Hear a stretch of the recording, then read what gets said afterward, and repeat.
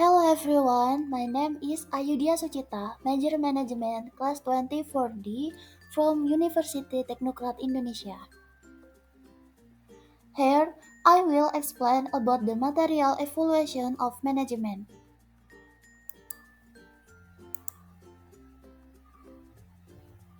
Through evaluation of management. The story of the development of management science, many difficulties occur in tracing the history of management. But it is known that management science has existed for thousands of years. This is evidenced by the pyramids in Egypt.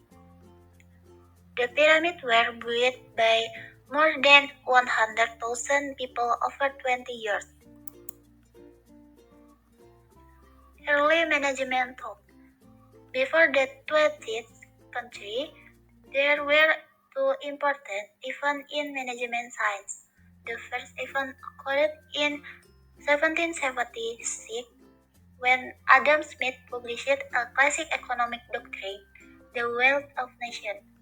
In his book, he pointed out the economic advantage that organizations would gain from division of labor, which is the backbone of work into specific and repetitive tasks. Using the pin factory industry as an example. Revolution market. The second important event that influenced the development of management science was the Industrial Revolution in England. The Industrial Revolution marked the beginning of the use of machines replacing human labor, which resulted in the movement of production activities from homes to specialized place-scale factories. This move resulted in managers at the time needing a theory that could help them forecast demand, ensure sufficient supplies of raw materials, assign tasks to subordinates, direct daily activities, and others. So, the science of management began to be developed by experts. Management in the social human era. The social man era is marked by the birth of the behavioral school in management taught at the end of the scientific management era. The behavioral school did not gain widespread recognition until the 1930s. The main catalyst for the birth of the behavioral school was a series of research studies known as the Hawthorne experiment. The Hawthorne experiment was conducted in the 1920s and 1930s at Western Electric Company Works Hawthorne plant in Cicero, Illinois. The study was initially aimed at studying the effect of reduced level of lightning on work productivity.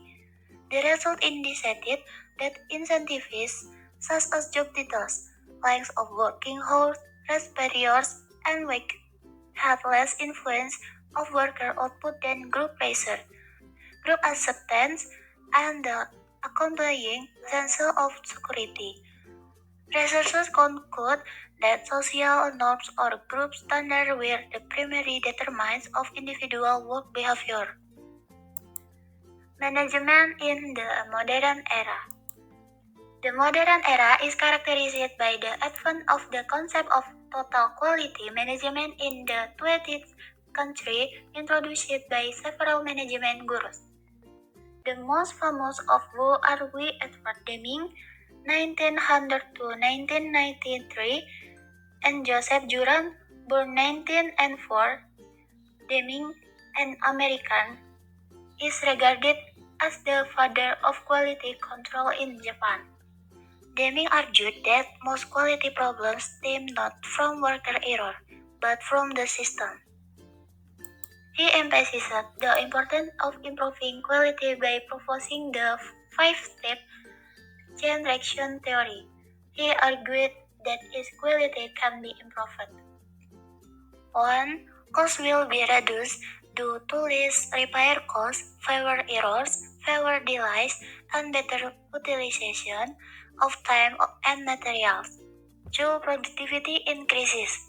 3. Market share increases due to improved quality and price. 4. Profitability of the company increases so that it can stay in business. 5. The number of jobs increases. Classical management. The early management science arose due to the Industrial Revolution in England in the 18th century. These thinkers paid attention to management problems that arose both among entrepreneurs, industry, and society. The famous thinkers include Robert Owen, Henry Fayol, Frederick W. Taylor, and others. 1. Scientific management. Scientific management, also known as modern management, is the leadership of management of activities to achieve a goal using work methods based on scientific principles or guidelines. The characteristics of scientific or modern management are as follows. Using scientific work methods and scientific principles as a result or scientific experiment and investigation as well. There is standardization. Namely working based on certain measures or standards, both in the way of work, the time used, and the expected production result. There is an increase in productivity as a result of effective and efficient work. The way of working and its result can follow and meet the demands of the increasing need of the times. Robert Owen. Robert Owen was a man who opposed the practice of employing children as young as 5 or 6 years old and the standard 13-hour workday. Moved by the deplorable working condition, he proposed improvements to this working condition. In the early years of the Industrial Revolution, when workers were considered powerless instruments, Owen paid more attention to workers because, according to him, the important investment of manager was human resources. In addition to improving working conditions, he also created procedures to increase productivity, such as job appraisal procedure and competing openly. Henry Fayol. In 1906, with the designation of classical management theory, which was very concerned with the productivity of factories and workers, in addition to paying attention to management for a complex organization, so that he presented a more complete method of teaching management in the form of a blueprint. Fayol believed that the success of managers is not only determined by their personal qualities, but because of the use of appropriate management methods. Fayol's greatest contribution was his view of management as not merely personal intelligence, but rather a skill that can be taught from understanding the main principles and general theories that have been formulated. Human Relation Management Theory. Neoclassical management theory arose because the classical approach did not fully produce efficiency in production and work harmony. Hugo Münsterberg. Hugo is the originator of industrial psychology, so he is known as the father of industrial psychology. His book, Psychology and Industrial Efficiency, outlines that to achieve productivity goals, there must be done. First, finding the best possible person. Second, creating the best possible work. And third, using the best possible effect. Elton Mayo famous for the Hawthorne experiment, where human relation describes manager meeting or interacting with subordinates. If moral and work efficiency deteriorate, then human relation in the organization will also be bad. Modern management approach. A. Behavioral theory and quantitative theory.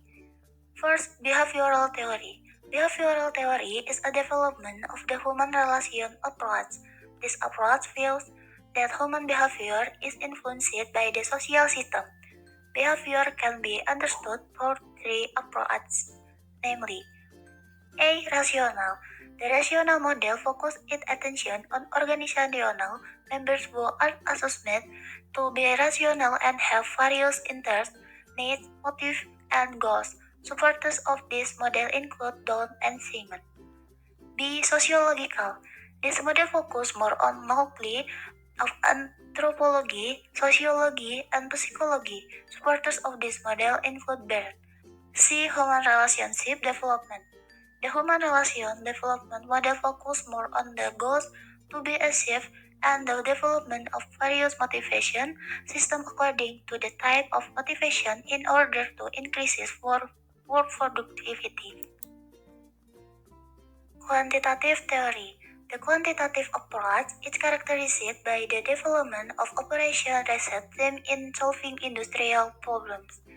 This approach is based on the success of the British Operation Research Team in PADA 2. These operation research techniques are increasingly developing in line with advances in computer, transportation, and communication. Operation research techniques are hereinafter referred to as the scientific management approach. The scientific management approach is used in many activities such as capital budgeting, production management, scheduling, product strategy development, human resources development, and program planning. I think this evaluation management material is sufficient, and thank you guys.